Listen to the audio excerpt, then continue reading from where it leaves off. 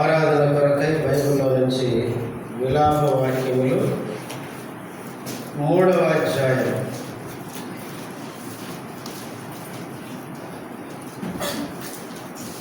ఇర్మియా గ్రంథం తర్వాత ఉంటుంది.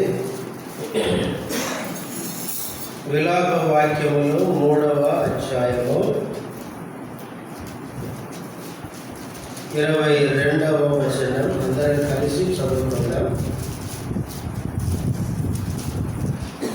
Page number 683. విలాప వాక్యములు 3వ అధ్యాయము 22వ వచనం. కలిసి అందరం చదువుదాం. యెహోవా కృపగలవాడు, ఆయన వాత్సల్యత ఎడతెగక మనం నిర్మూలము కాకున్నవారము. ప్రార్థన చేసుకుందాం.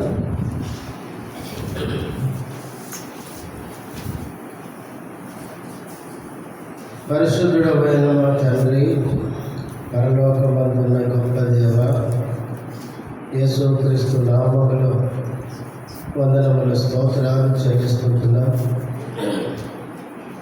మమ్మల్ని ప్రేమించి రక్షించినందుకు, మా జీవితాల్లో మేము చేసిన అనేకమైన గొప్ప కార్యములను బట్టి స్తుతిస్తుంటున్నాం. ప్రభువా, మరి మా జీవితాల్లో మేము చేసిన మేలులను తలపోసుకుంటూ నీకు కృతజ్ఞతాస్తుతులు చెల్లించడానికి చదవబడిన వాక్యముల నుంచి మా అందరితో మాట్లాడుతుండండి. వినయ చెల్లి గ్రహించే హృదయం మాకు దయచేయండి. నీ దాసుడు బలహీనుడు బలపరుచును, నీ మహిమ కొరకు వాడుకోనండి. చేరవచ్చిన బిడ్డలకి స్తోత్రాలు. ఇంకా ఎవరైనా వస్తుంటే నడిపించమని యేసు నామములో స్తుతులు చెల్లించి ప్రార్థిస్తున్నాము తండ్రి. ఆమేన్.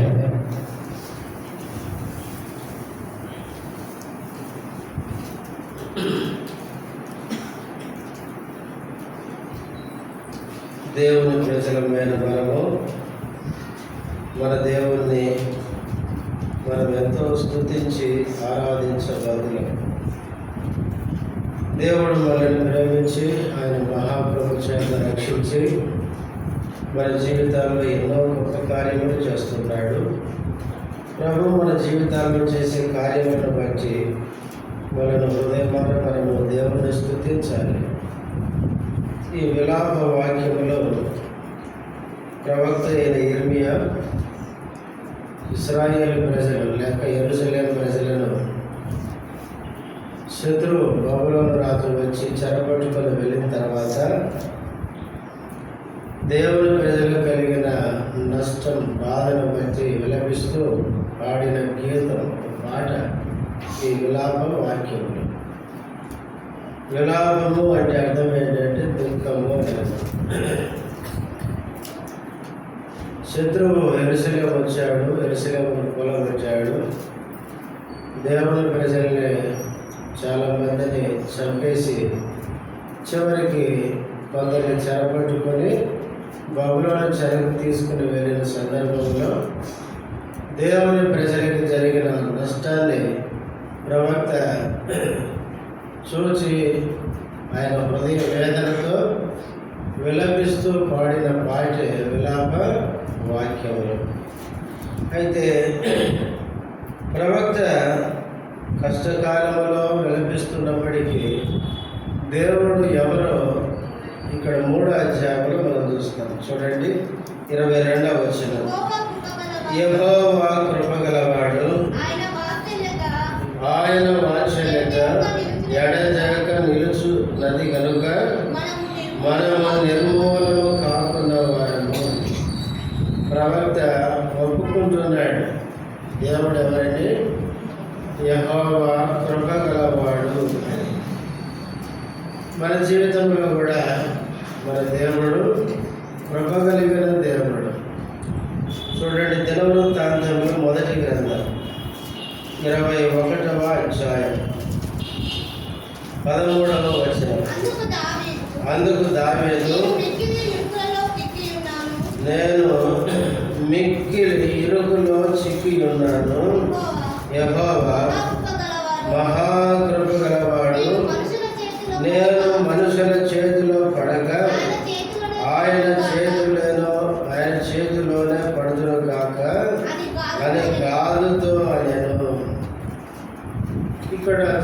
సందర్భం మనకు తెలుసు. దావీదు హృదయంలో గర్వించి ఇశ్రాయేలు ప్రజల్ని లెక్కించమని ఆయన సెలవిచ్చాడు. ఇశ్రాయేలు ప్రజల్ని గర్వించి లెక్కించిన కారణాన్ని బట్టి దేవుడు దావీదు ముందు 3 శిక్షలు పెట్టినాడు. ప్రవక్త అయిన గాదును పంపించి దావీదు ముందు ఇగో ఈ 3 ప్రకటించి ఈ 3లో ఏదో ఒకటి కొరకు అంటే, ఇప్పుడు దావీదు అంటున్నాడు, నేను మిక్కిలి ఇరుకులో చిక్కి ఉన్నాను. ఇరుకు అంటే ఇబ్బందిలో పడ్డాడు. అయితే ఈ మాట అంటాడు, యెహోవా ఎవరంటే మహాకృప కలిగిన. కాబట్టి నేను మనుషుల చేతిలో పడేదానికంటే దేవుని చేతిలో పడమే మంచిది, మేలు అని చెప్తున్నాడు. మన దేవుడు ఎవరంటే మన ఎడల మహాకృప కలిగిన దేవుడు. కృప అనే పదం చిన్నదే కానీ ఆ పదం చాలా విలువైంది, చాలా గొప్పది. కృప అంటే అర్థం ఏంటంటే దేనికైతే మనం యోగ్యులము కాదు దానికి యోగ్యులుగా చేసేదే కృప. వాస్తవంగా మనం దేవుని ప్రేమను పొందడానికి మనం యోగ్యులము కాదు. దేవుడు మనకు మేలు చేయడానికి తగిన వాళ్ళం కాదు. మనము పరలోకానికి వెళ్ళడానికి యోగ్యులము కాదు. కానీ దేవుడు మనల్ని ప్రేమించాడు, మనకు మేలు చేశాడు. ఆయన మనల్ని రక్షించి పరలోక రాజ్యానికి మనల్ని యోగ్యులుగా చేశాడు. దేని బట్టి అంటే అది దేవుని కృపను బట్టి. దేవుడు కృప కలిగిన వాడు కాబట్టి మనం దేనికైతే అర్హులము కాదో దానికి మనల్ని అర్హులుగా ఆయన చేశాడు. అదే కృప. అందుకే మన దేవుడు కృప కలిగిన దేవుడు. ఈ ఉదయకాల సమయంలో ఆ కృప కలిగిన దేవుడిని మనం ఏం చేయాలి? ఆ కృపను పొందిన వారమై, మనం ఆ కృపను రుచించిన వారమై మన దేవుని హృదయమారా స్తుతించాలి. ఆ కృప కలిగిన దేవుడు ఆ కృపను బట్టి మన జీవితాల్లో చేసిన కార్యాలు బైబిల్లో చాలా ఉన్నాయి. కానీ ఆరాధన కొరకు ఒక 3 మాటలు మనము జ్ఞాపకం చేసుకొని ఆ మాటలు హృదయంలో ఉంచుకొని మన ప్రభువును స్తుతిద్దాం. చూడండి, అదే 3వ అధ్యాయం విలాప వాక్యములు 3వ అధ్యాయం 32వ వచనం. ఆయన బాధ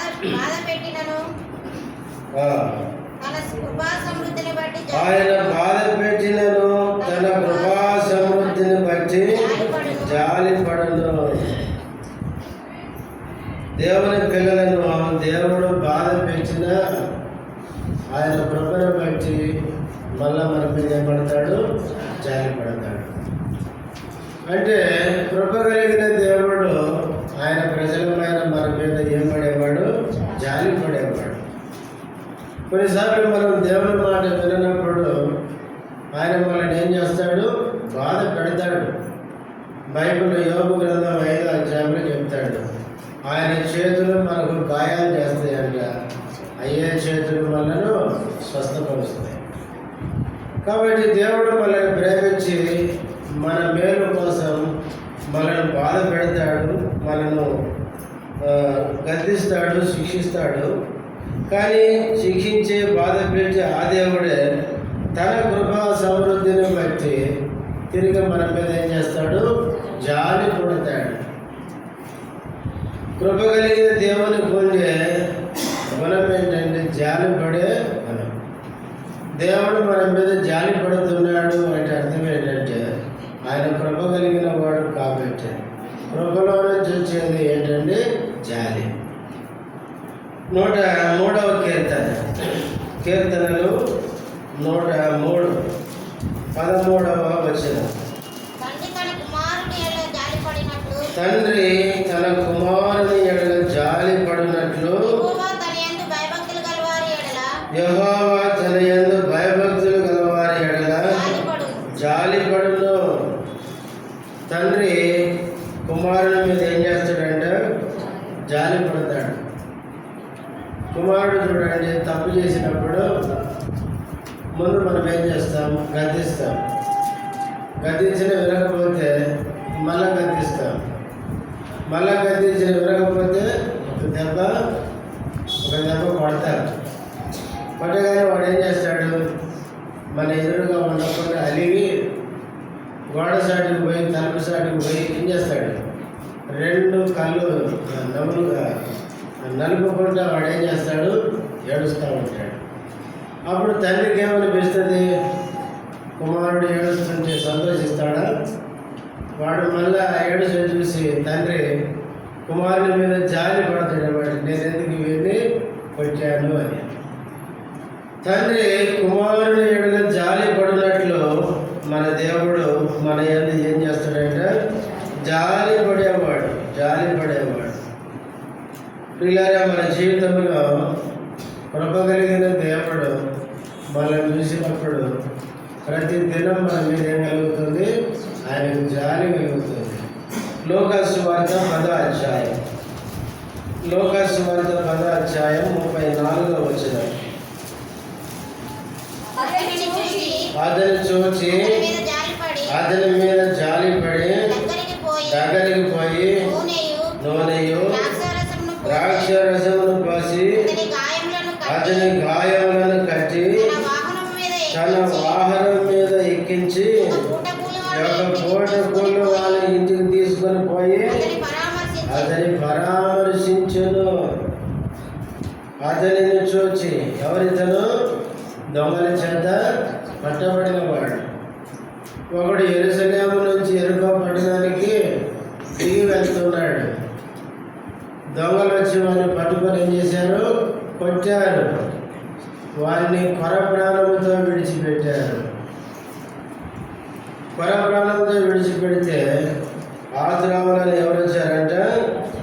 మొదట యాజకుడు ఒకడు వచ్చాడంట. అక్కడ ఉంది.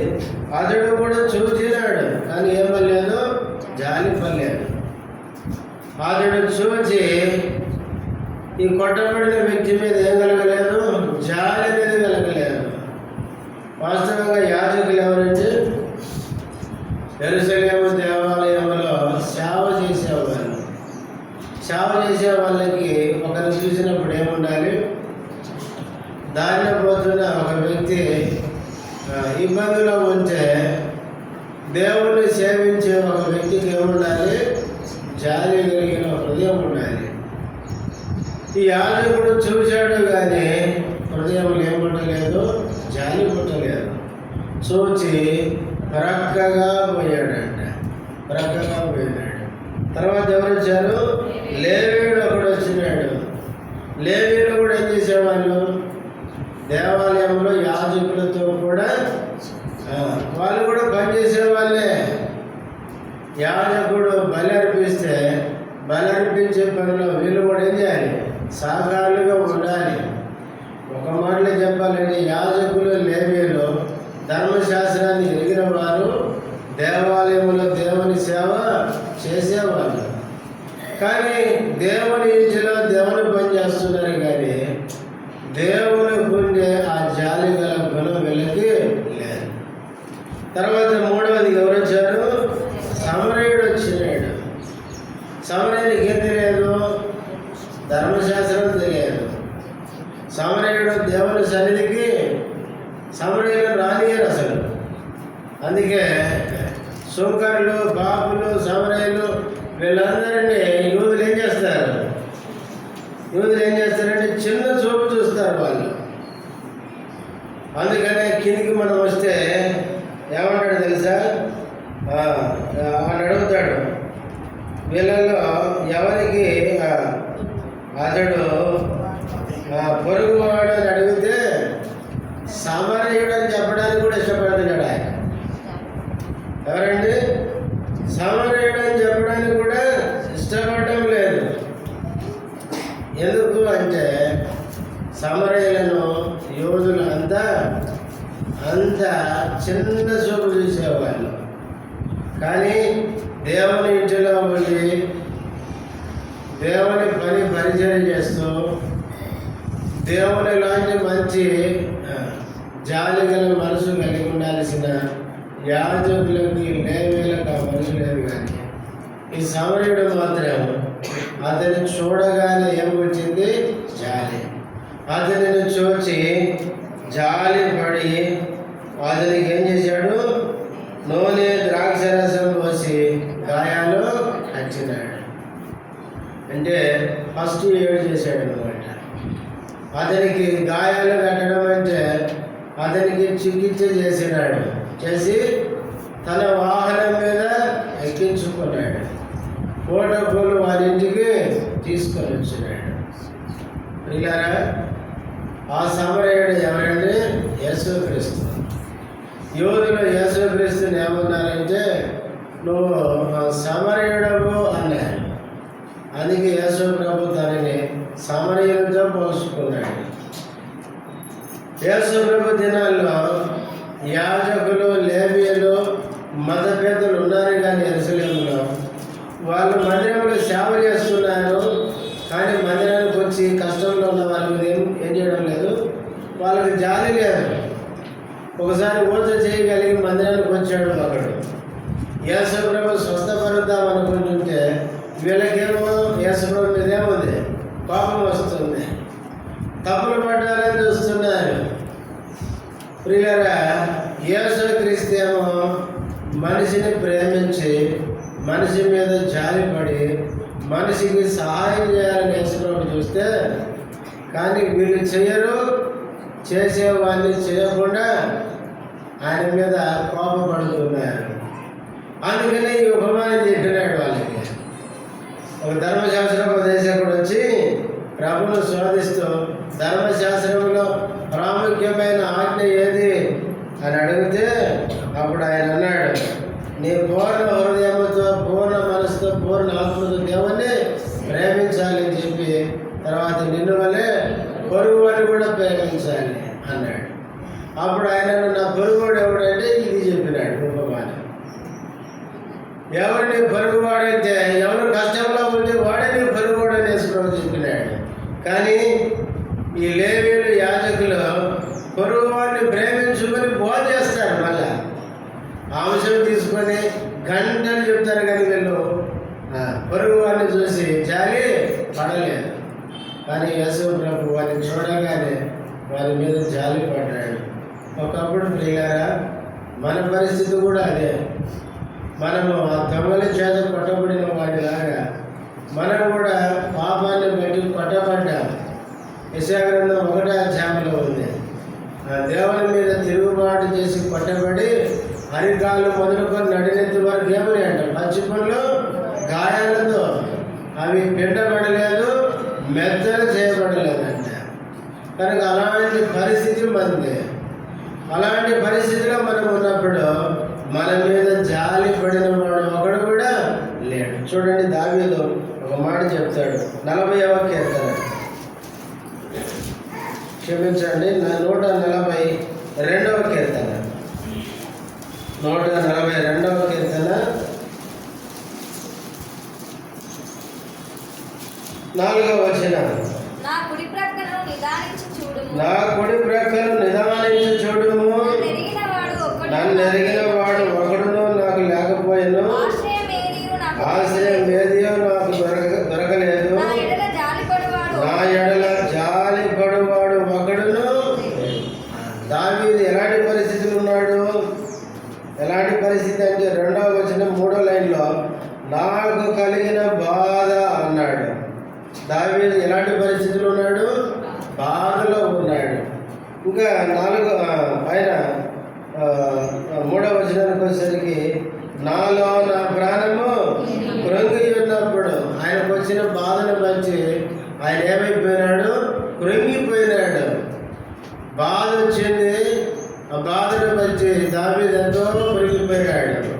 అయితే 4వ వచనానికి వచ్చేసరికి 4వ వచనం చివరి లైన్లో నా ఎడల జాలి పడువాడు ఒకడు కూడా లేడు.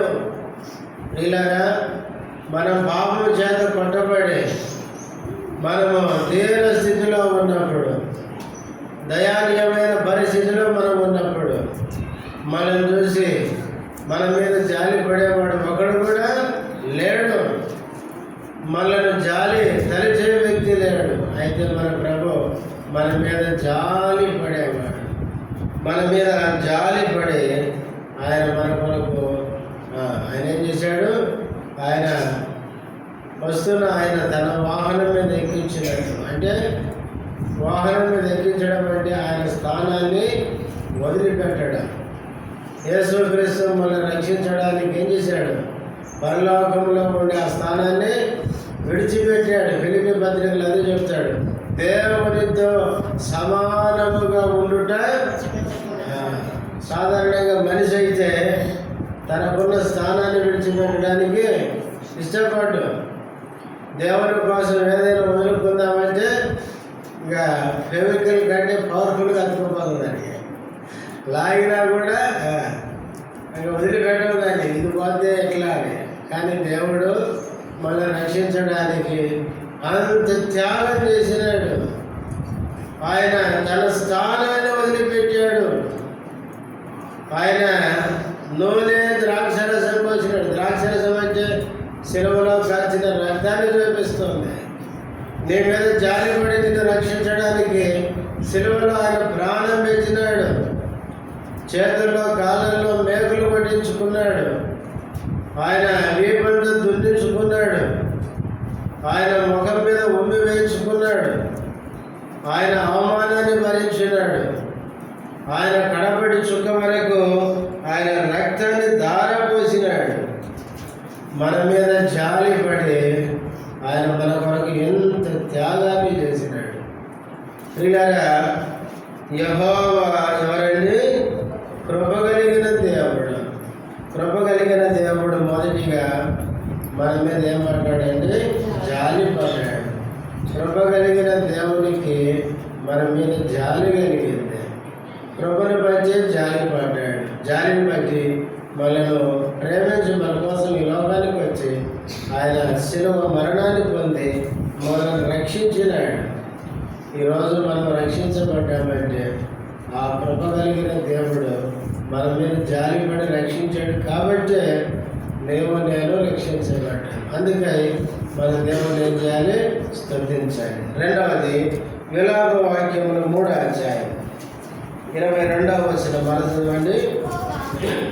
యెహోవా కృపగలవాడు, ఆయన వాత్సల్యత ఏడజాక నిలుచున్నది కనుక మనము నిర్మూలము కాకుండా వారము.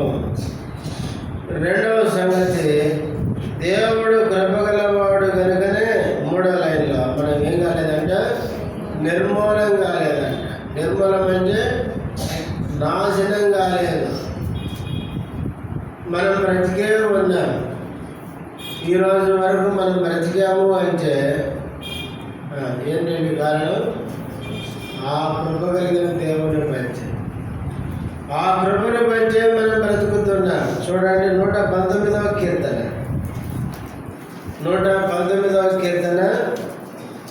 149వ వచనం.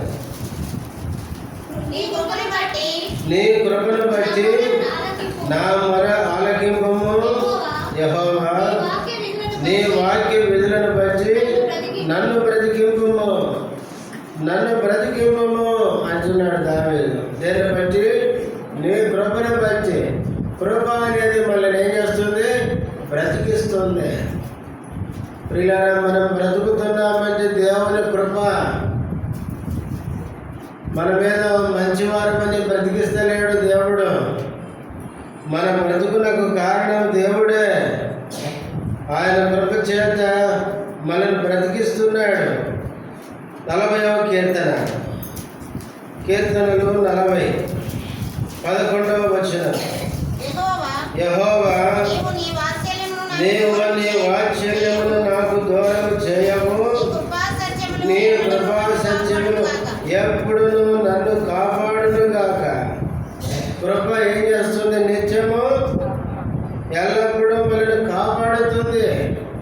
అందుకే దావీదు ఆ మాట పలికినాడు, నీ కృపా సత్యములో నన్ను ఎల్లప్పుడూ కాపాడును గాక. దేవుని కృప మన ఎడల లేకపోతే, బైబిల్లో మనం చదువుతాం, సౌలుకు దేవుని కృప ఏమైంది? సౌలు పరిస్థితి ఎట్లుంది? కృప దూరమైతే ఏమైంది? దేశ తిమ్మలమైపోతాం, నెమ్మది ఉండదు. చివరికి సౌలుకు నెమ్మది లేదు. సౌలు ఎవరండి? రాజే. సౌలు ఎవరండి? డబ్బు ఆశ కలిగిన వాడే. సౌలు ఎవరండి? వెనకంతా ముందంతా సైన్యం కలిగిన వాడే. కానీ ఆయన జీవితంలో ఏమి లేదు, నెమ్మది లేదు.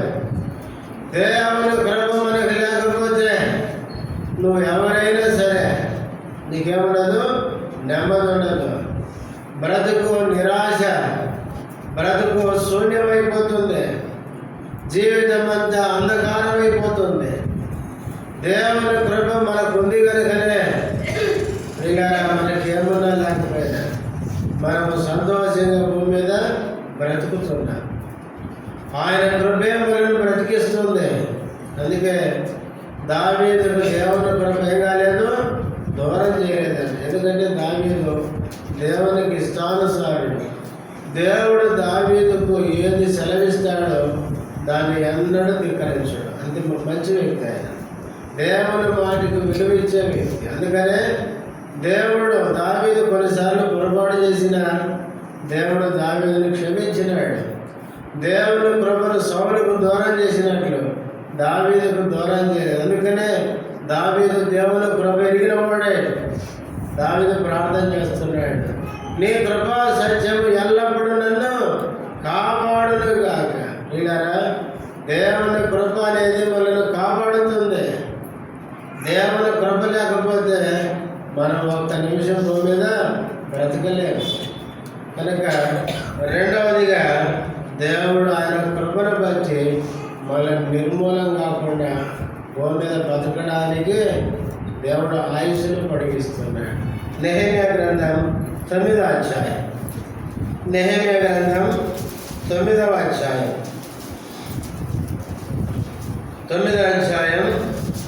31వ వచనం.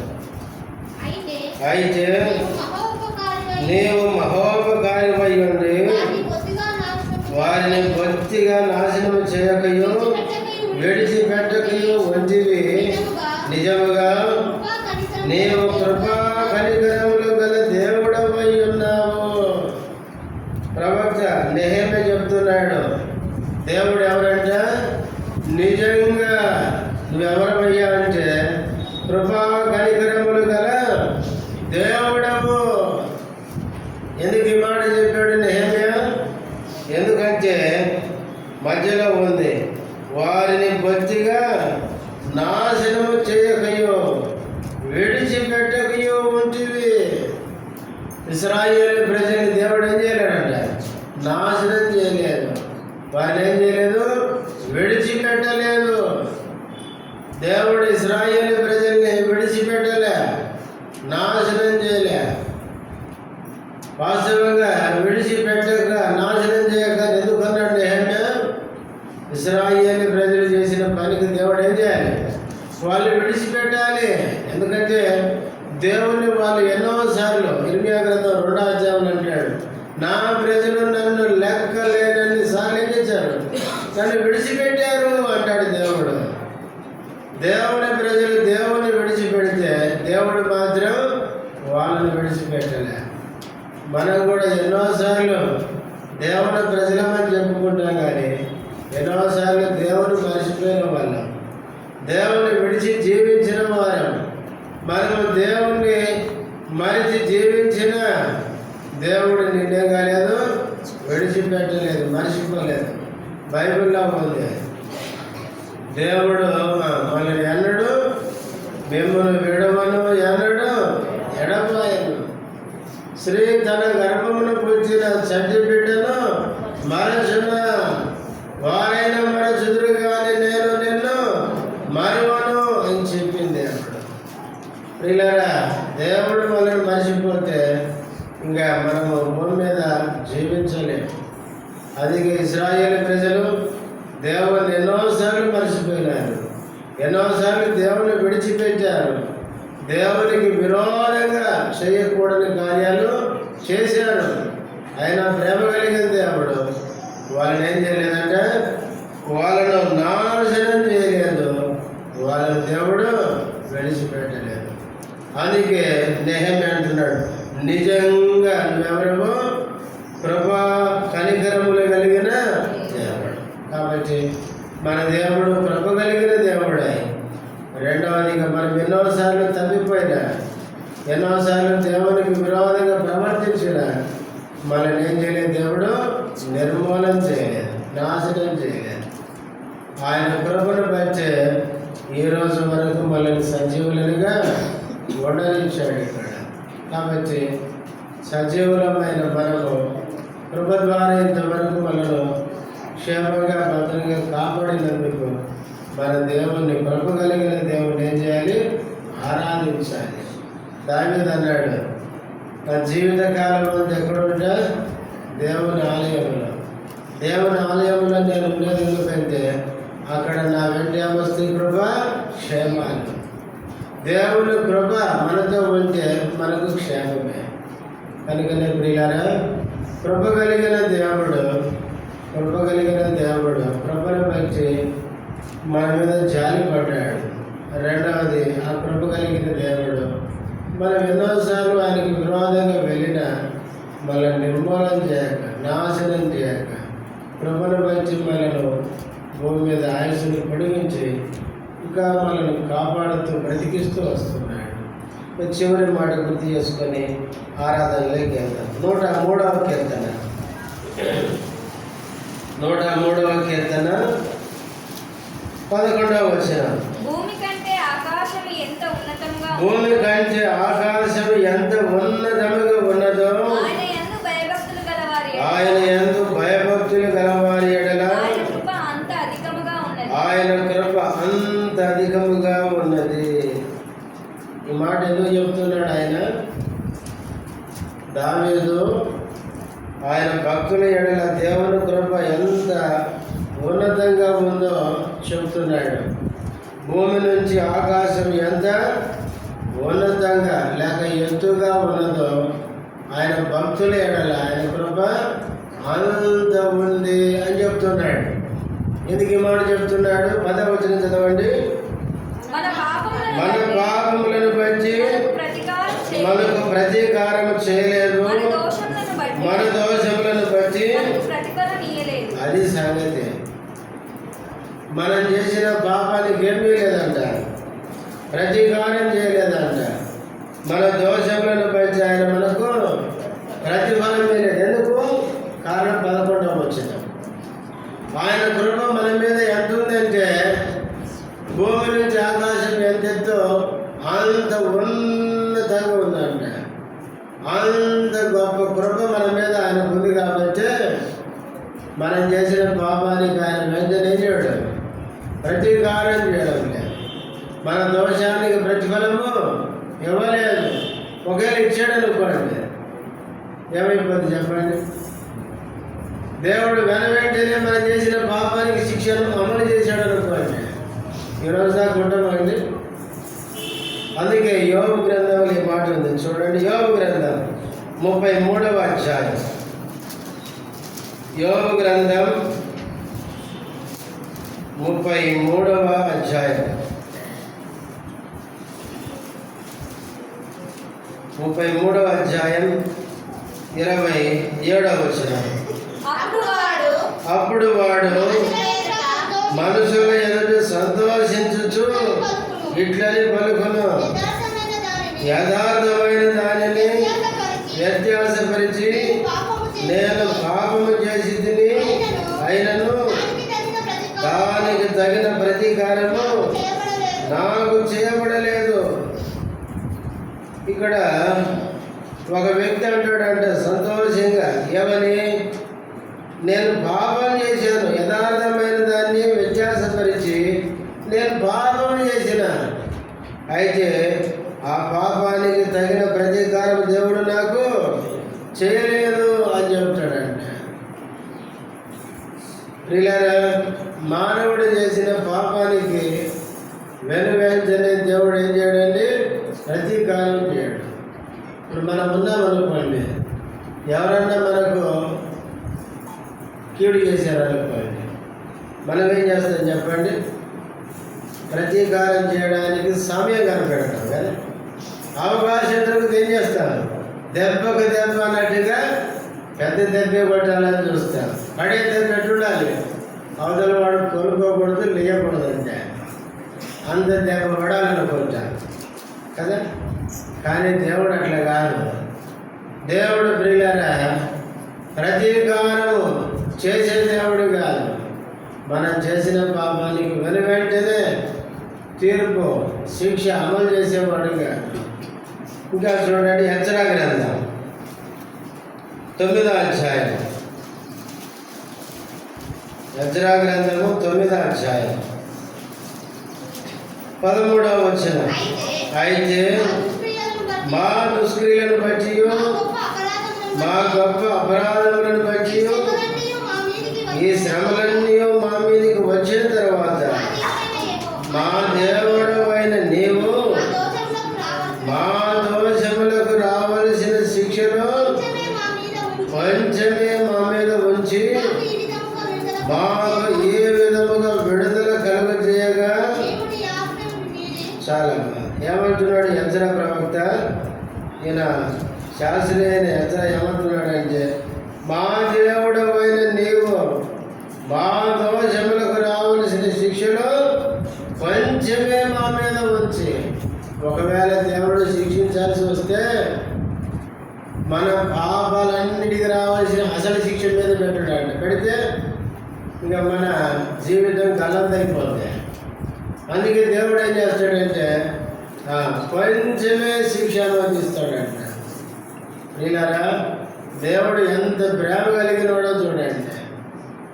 మన పాపానికి ప్రతీకారం తీర్చుకోడు ఆయన.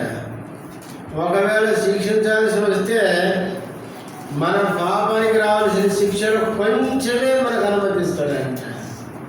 ఇంకా అంతేకాదు, చూడండి విలాప వాక్యములు 3వ అధ్యాయం. విలాప వాక్యములు 3వ అధ్యాయం 33వ వచనం.